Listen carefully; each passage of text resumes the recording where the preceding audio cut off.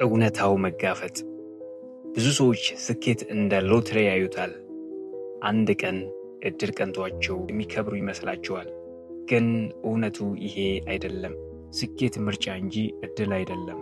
ዛሬ ያለህበት ህይወት የትላንት ምርጫ ውጤት ነው።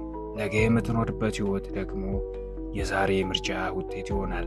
ድህነት የዕጣ ፈንታ ስጦታ አይደለም። ድህነት የልምድ የአስተሳሰብ እስር ቤት ነው። ከዚህ እስር ቤት ለመውጣት መጀመሪያ አእምሮህን ነፃ ማውጣት አለብህ። ይህ ቪዲዮ እስከ መጨረሻው ተከታተለው። ለዚህ የሚሆን ሀሳብ እሰጣለሁ። ቢሊየነር መሆን የምትፈልገው ለምንድን ነው?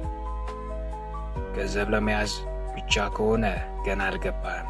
እውነተኛ ሀብት የሚመጣው ለብዙሃኑ ህዝብ እሴት ቫልዩ በመፍጠር ነው።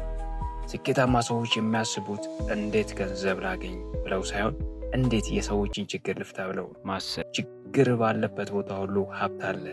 አንተ ግን ያን ችግር ለመፍታት የሚያስችል እውቀት፣ ብቃት አለ? ካለበት ረግረግ ለመውጣት መጀመሪያ ራስን ማነጽ፣ መጽሐፍ ማንበብ፣ አዳዲስ ክህሎቶችን ማዳበር አለብህ። ስኬት በአንድ ጀንበር አይመጣም።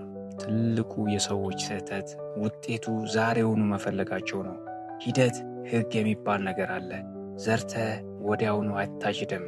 መጀመሪያ መሬቱን ታዘጋጃለህ፣ ትዘራለህ፣ ታርማለህ፣ ትኮተኩታለህ። ከዚያ በኋላ ነው ፍሬው የምታገኘው።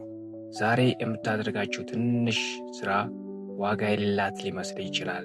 ግን የውሃ ጠብታ ድንጋይ የምትሰነጥቀው በኃይሏ ሳይሆን ደጋግማ በመውደቋ ነው። ተከታታይ ኮንስቴንስ ካለህ ማንም ሊያቆም አይችልም። መንገዱ ቀላል ይሆናል ብዬ አልዋሸህም።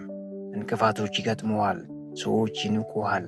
የቅርብ ጓደኞቹ ይርቁሃል። ብቸኝነት ሊሰማ ይችላል። ግን አስታውስ፣ አንበሳ ብቻውን ነው የሚሄደው፣ በጎች ግን በመንጋ ናቸው።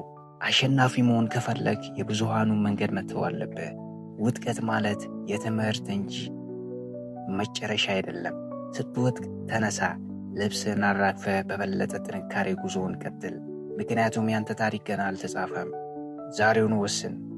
ዛሬውኑ የመጀመሪያው እርምጃ ተራመድ። ቢሊየነር መሆን የሚጀምረው ከመጀመሪያው ሳንቲም ሳይሆን ከመጀመሪያው ትክክለኛ ውሳኔ ነው።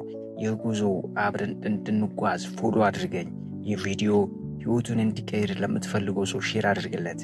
የዛሬው ጥረት ነገ ታሪክ ይሆናል። በርታ፣ አይዞህ።